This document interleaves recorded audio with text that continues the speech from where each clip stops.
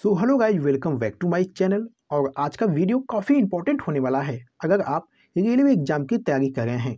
तो आज की इस क्लास में भारत की भौगोलिक स्थिति, इसके महत्वपूर्ण प्रश्नों को देखेंगे और ये सभी अपडेट परीक्षा की दृष्टि से बेहद महत्वपूर्ण हैं और आपके तैयारी के लिए मददगार साबित होंगे। तो अगर आपको वीडियो पसंद आए, अच्छी लगे तो वीडियो को लाइक कर दीजिएगा और साथ ही साथ चैनल को भी सब्सक्राइब कर लीजिएगा, क्योंकि दोस्तों इस चैनल पर आपको रोजाना जो है टॉपिक वाइज क्लास कराई जाती है जो आपके आने वाले सभी परीक्षाओं के लिए महत्वपूर्ण रहता है। तो चलिए वीडियो को शुरू करते हैं पहले प्रश्न के साथ। चलिए मेरे प्यारे साथियों, पहला प्रश्न आपके सामने है, निम्नलिखित में से किस देश के साथ भारत जो है अपनी सबसे लंबी भू सीमा साझा करता है।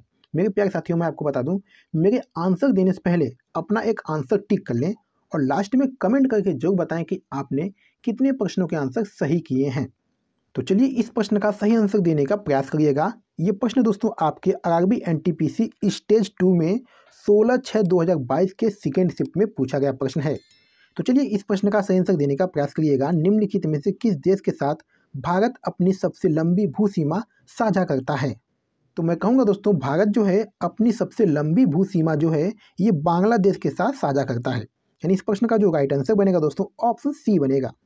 आपको बता दें दोस्तों कि बांग्लादेश जो है ये भारत का पूर्वी सीमावर्ती पड़ोसी देश है जो तीनों ओर से भारत है तथा दक्षिण में बंगाल की खाड़ी से घिरा है।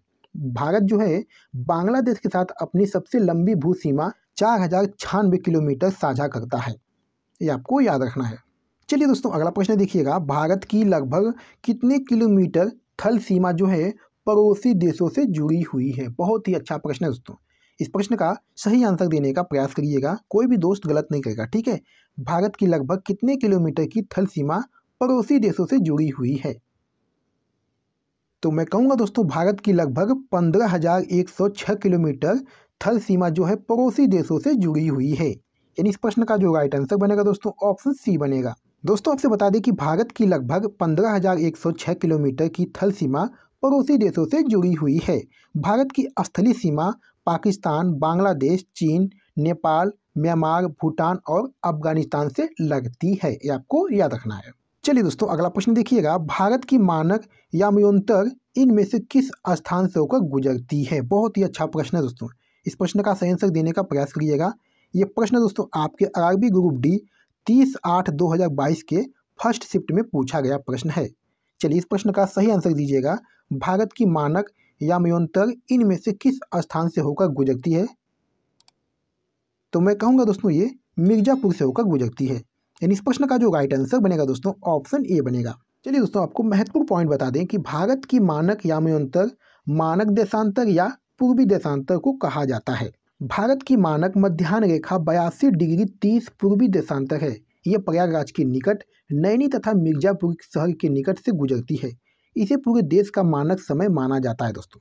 यह भारत के 5 राज्यों से होकर गुजरती है, उत्तर प्रदेश, मध्य प्रदेश, छत्तीसगढ़, उड़ीसा और आंध्र प्रदेश। इसे भारतीय मानक समय कहा जाता है दोस्तों, ठीक है। ये आपको याद रखना है।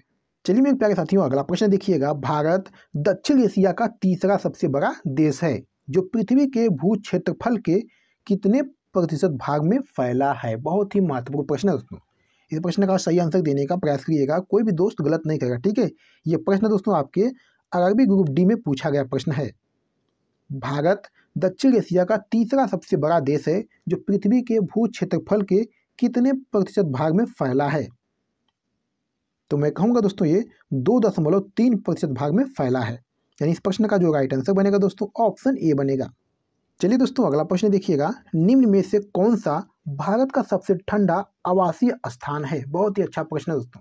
इस प्रश्न का सही आंसर क्या हो जाएगा, निम्न में से कौन सा भारत का सबसे ठंडा आवासीय स्थान है।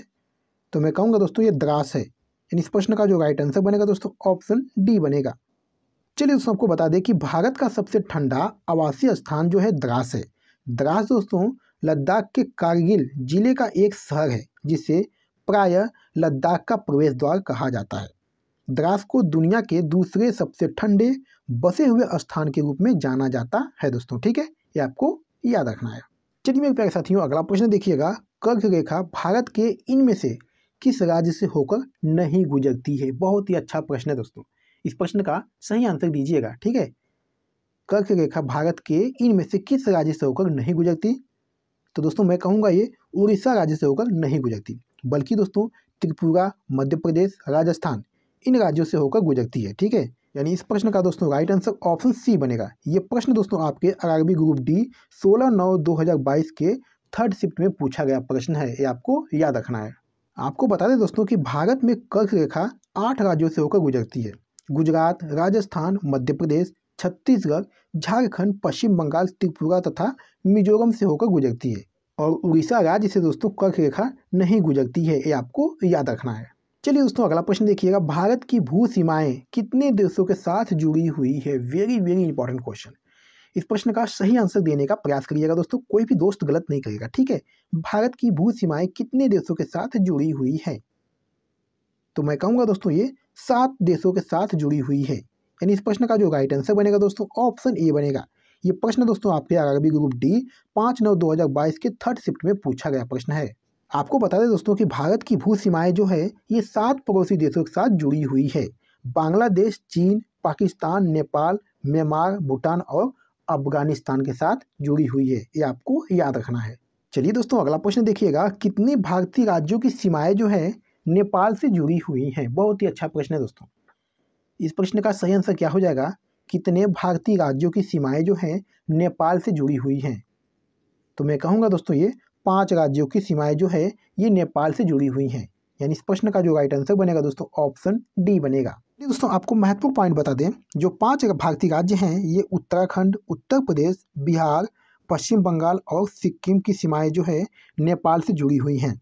भारत की सीमा दोस्तों जो है ये 7 देशों के साथ पाकिस्तान, चीन, नेपाल, भूटान, बांग्लादेश, अफगानिस्तान और म्यांमार से जुड़ी हुई हैं। चलिए दोस्तों आपको बता दें, पाकिस्तान से जुड़े राज्य गुजरात, राजस्थान, पंजाब, जम्मू कश्मीर और लद्दाख।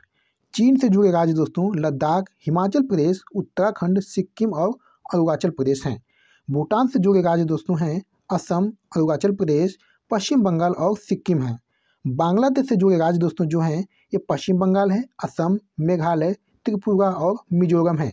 म्यांमार से जुड़े राज्य दोस्तों जो हैं ये अरुणाचल प्रदेश हैं, मिर्जापुर, मिजोरम और नागालैंड हैं दोस्तों। और आपको बता दें, अफगानिस्तान की सीमा जो है पाक अधिकृत कश्मीर से जुड़ी हुई है, ये भी आपको याद रखना है। चलिए मेरे प्यारे साथियों अगला प्रश्न देखिएगा, लक्षद्वीप समूह और अंडमान निकोबार द्वीप समूह के समुद्र तट सहित भारत की समुद्र तट की लगभग कुल लंबाई क्या है? बहुत ही अच्छा प्रश्न है दोस्तों। इस प्रश्न का सही आंसर क्या हो जाएगा?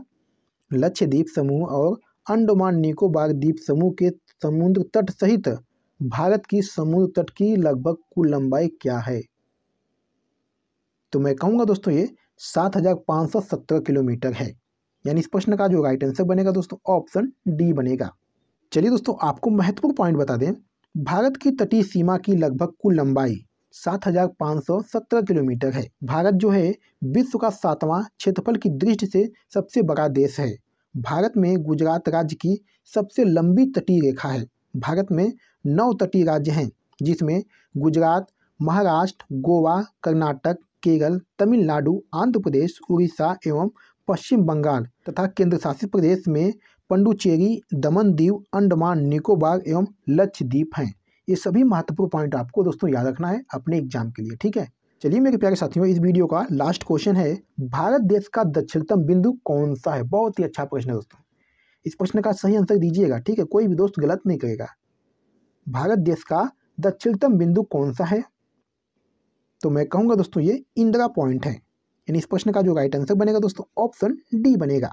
चलिए दोस्तों आपको बता दें, भारत देश का सबसे दक्षिणतम बिंदु इंदिरा पॉइंट है, जो निकोबार द्वीप समूह में स्थित है। इस बिंदु को पहले पिग्मेलियन पॉइंट कहा जाता था। और आपको बता दें दोस्तों कि प्रायद्वीपीय भारत का सबसे दक्षिणी बिंदु तमिलनाडु में केप मोरिन कन्याकुमारी, ठीक है दोस्तों, और सबसे पूर्वी बिंदु किबिथु अरुणाचल प्रदेश में, और सबसे पश्चिमी बिंदु गुहार मोती गुजरात में दोस्तों। ठीक है, तथा सबसे उत्तरी बिंदु जो है ये इंदिरा कोल लद्दाख में है दोस्तों। ठीक है, ये सभी महत्वपूर्ण पॉइंट आपको याद रखना है अपने एग्जाम के लिए। तो मेरे प्यारे साथियों वीडियो को पर समाप्त करते हैं। आज की वीडियो में बस इतना ही। और अगर आपको वीडियो पसंद आई है तो वीडियो को लाइक कर दें और साथ ही साथ चैनल को भी सब्सक्राइब कर लें। तो चलिए फिर मिलते हैं आपसे अगली वीडियो में, तब तक के लिए धन्यवाद।